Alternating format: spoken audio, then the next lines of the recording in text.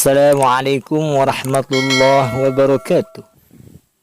Sahabat beriman, kali ini saya akan membahas tafsir surat Al-Fatihah ayat yang keempat, yaitu Maliki Yaumiddin.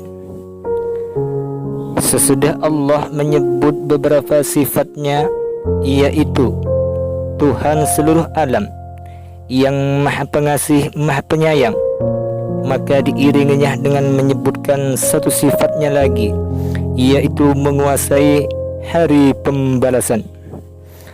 Penyebutan ayat ini dimaksudkan agar kekuasaan Allah atas alam ini tak terhenti sampai di dunia ini saja, tetapi terus berkelanjutan sampai hari akhir. Ada dua macam bacaan berkenan dengan Malik. Pertama, dengan memanjangkan ma, dan kedua dengan memendekkannya. Menurut bacaan yang pertama, Malik artinya yang memiliki, yang empunya, yang mempunya. Sedang menurut bacaan yang kedua artinya raja. Kedua bacaan itu benar, baik menurut bacaan yang pertama ataupun bacaan yang kedua. Dapat dipahami dari kata itu arti berkuasa dan bertindak dengan sepenuhnya. Sebab itulah diterjemahkan dengan yang menguasai. Yaum artinya hari, tetapi yang dimaksud di sini ialah waktu secara mutlak. Ad-din banyak artinya. Di antaranya satu, perhitungan; dua, ganjaran, pembalasan; tiga, patuh; empat, menundukkan; dan lima, syariat, agama. Yang selaras di sini ialah dengan arti pembalasan. Jadi Maliki Yaumiddin maksudnya Allah itulah yang berkuasa dan yang dapat bertindak dengan sepenuhnya terhadap semua makhluknya pada hari pembalasan. Sebetulnya pada hari kemudian itu banyak hal yang terjadi, yaitu kiamat, kebangkitan, berkumpul, perhitungan, pembalasan. Tetapi pembalasan sajalah yang disebut oleh Allah di sini, karena itulah yang terpenting. Yang lain dari itu, umpamanya kiamat, kebangkitan, dan seterusnya, merupakan pendahuluan dari pembalasan. Apalagi untuk targhib dan tarhib, menggalakkan dan menakut-nakuti. Penyebutan hari pembalasan itu lebih tepat hari akhir menurut pendapat akal, filsafat, kepercayaan tentang adanya hari akhirat, yang di hari itu akan diadakan perhitungan terhadap perbuatan manusia pada masa hidupnya dan diadakan pembalasan yang setimpal. Adalah suatu kepercayaan yang sesuai dengan akal. Sebab itu adanya hidup yang lain sesudah hidup di dunia ini bukan saja tetapi oleh agama, tetapi juga ditunjukkan oleh akal. Seseorang yang mau berfikir tentu akan merasa bahwa hidup di dunia ini belumlah sempurna, perlu disambung dengan hidup yang lain. Alangkah banyaknya orang yang teraniaya hidup di dunia ini telah pulang ke rahmatullah sebelum mendapat keadilan. Alangkah banyaknya orang yang berjasa kecil atau besar belum mendapat penghargaan atas jasanya. Alangkah banyaknya orang yang telah berusaha memeras keringat, membanting tulang, tetapi belum sempat lagi merasakan buah usahanya itu. Sebaliknya, alangkah banyaknya penjahat, penganiaya, pembuat onar yang tak dapat dijangkau oleh pengadilan di dunia ini.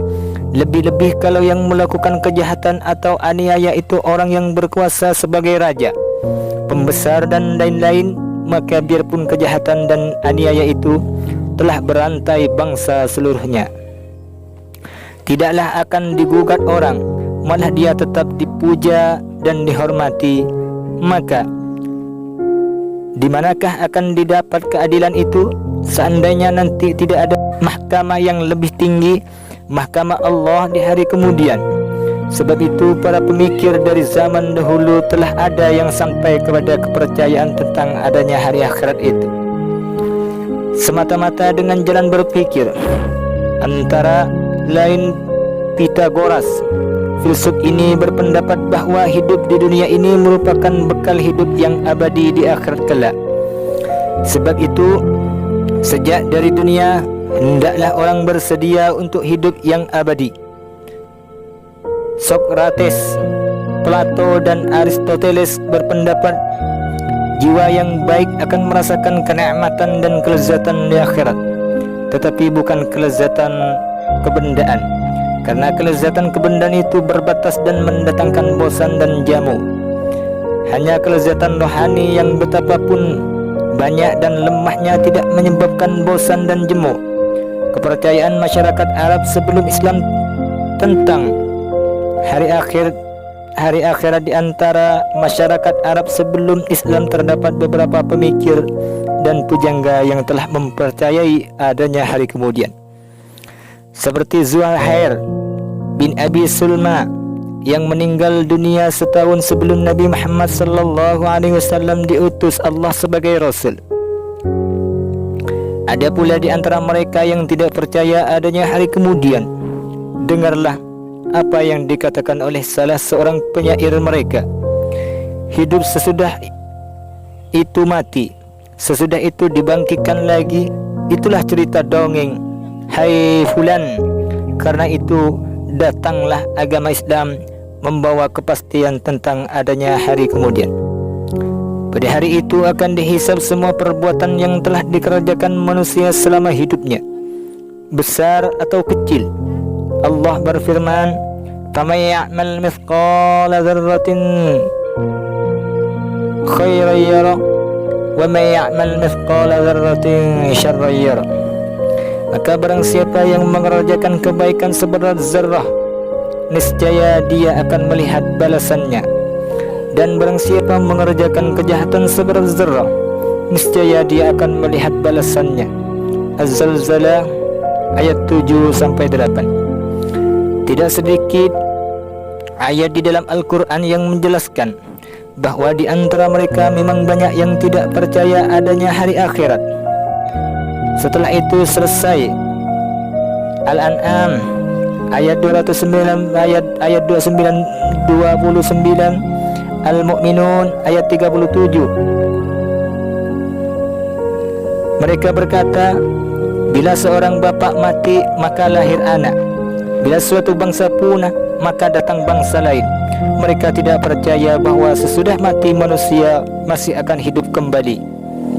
Surat Hud ayat 7, Al-Isra ayat 49, dan banyak lagi ayat senada yang menggambarkan pendirian demikian. Di dalam sejarah pemikiran tercatat bahwa sejak dahulu kala banyak anggapan yang demikian itu. Wallahu a'lam bissawab.